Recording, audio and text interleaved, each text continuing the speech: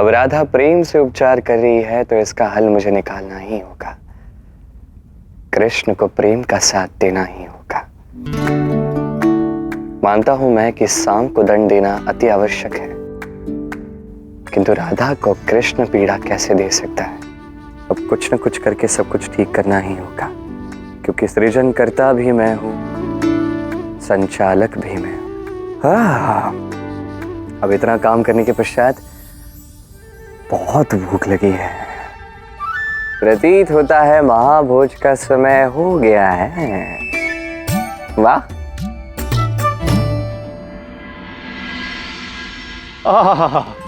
कितना सुंदर भोजन का कक्ष है।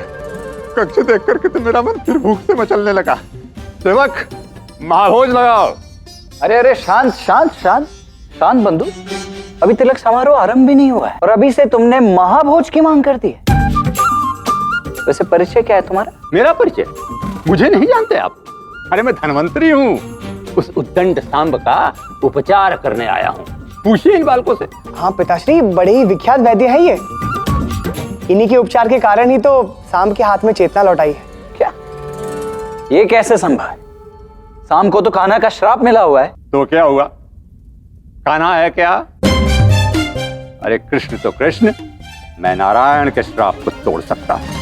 मैं उस सांब को स्वस्थ करूंगा और कृष्ण देखता ही रह जाएगा।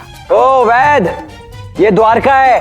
द्वारका में द्वारकाधीश श्री कृष्ण के विषय में ऐसी टिप्पणी कर रहे हो तुम, इसका परिणाम जानते हो क्या हो सकता है? बंधु, आप तो क्रोधित हो रहे हैं। मुझे लगता है आपका पित्त बढ़ गया है।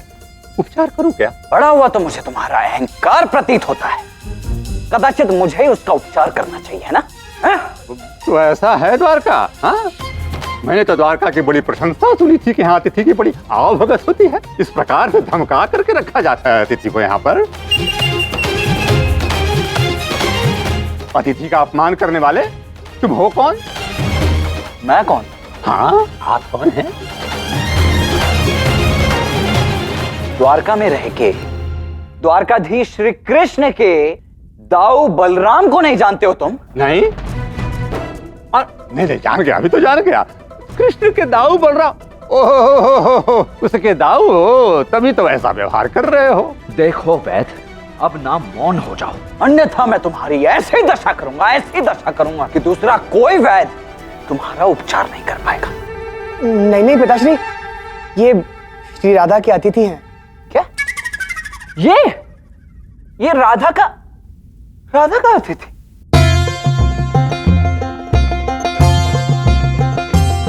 ठीक है, क्षमा किया तुमने, केवल इसीलिए क्योंकि तुम राधा के अतिथि हो। अन्यथा तो तुम्हारी आज ऐसी दशा होने वाली थी कि मुझे क्षमादान नहीं चाहिए, महाभोज चाहिए। मिलेगा कि नहीं? महाभोज? हाँ। नहीं, वो तो नहीं मिलेगा। क्यों?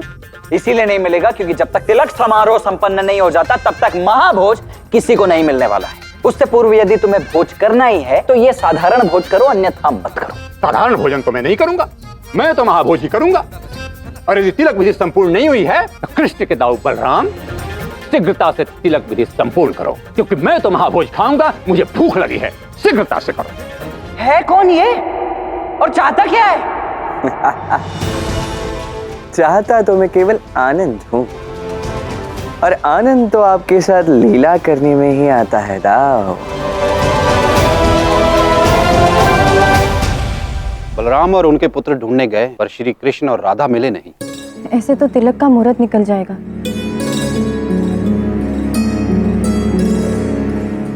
चलो, श्री राधा तो आई।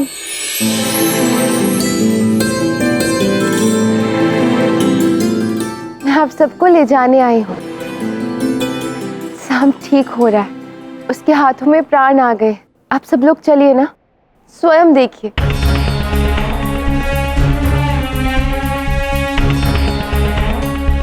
आप सब लोग इतना क्रोधित क्यों हो रहे हैं? घर में इतना बड़ा विवाह हो रहा है, जाम्बवती, सांब, लक्ष्मणा, सब परिवार ही तो है ना।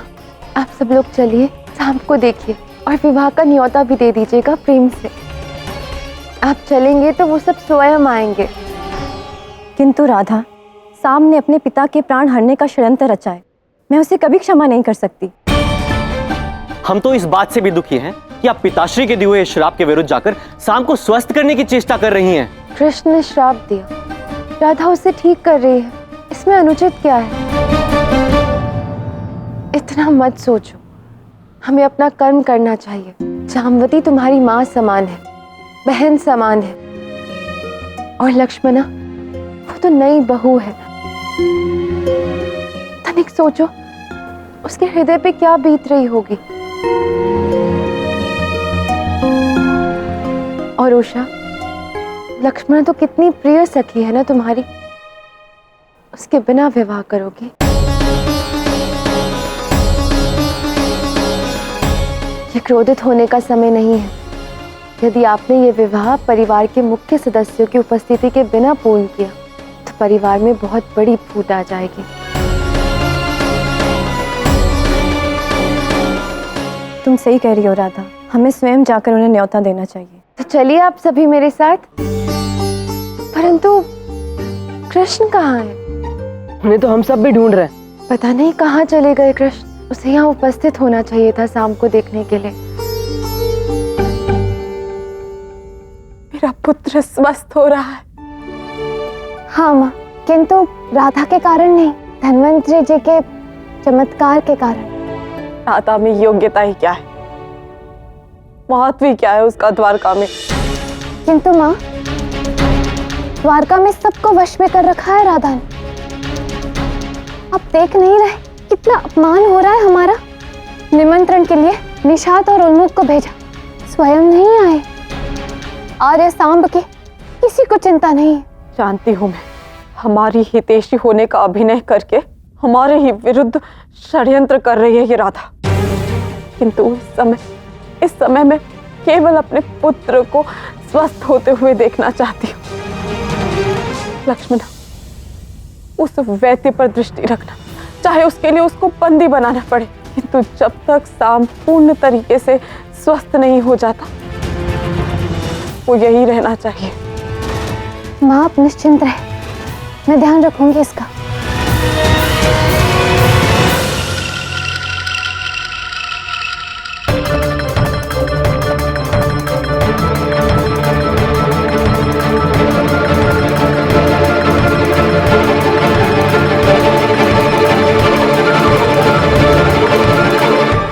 वो अभी यहाँ धन्वंतरी आया था, श्री कृष्ण कहाँ से आ गए?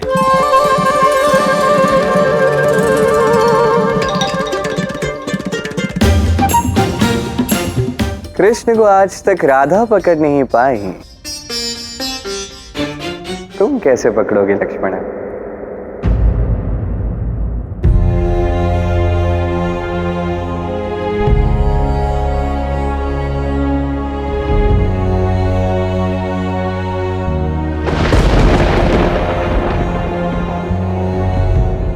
अच्छा होगा यदि परिवार आपस में ही सुलझा ले। यदि मैं कुछ बोलूंगी तो किसी को बुरा ना लग जाए।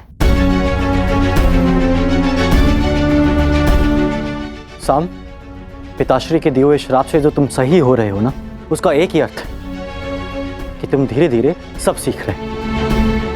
अच्छा है शाम पुनः स्वस्थ हो रहा है तो हम परिवार ही ना, और आप लोगों के बिना ये परिवार अधूरा है। आपके बिना कैसे होगा ये तिलक?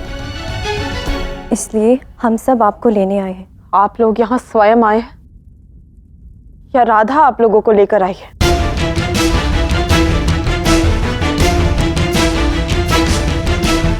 नहीं, हम स्वयं आए हैं। आपको तिलक समारोह में आना ही होगा।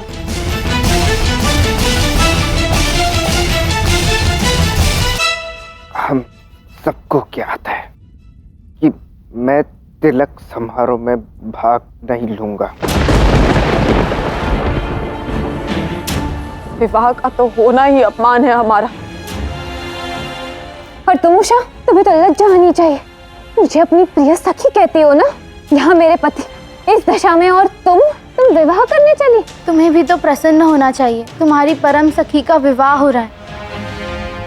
चलो लक्ष्मणा। कदापि नहीं। मुझे कोई विवाद नहीं चाहिए, आप सब जा सकते हैं।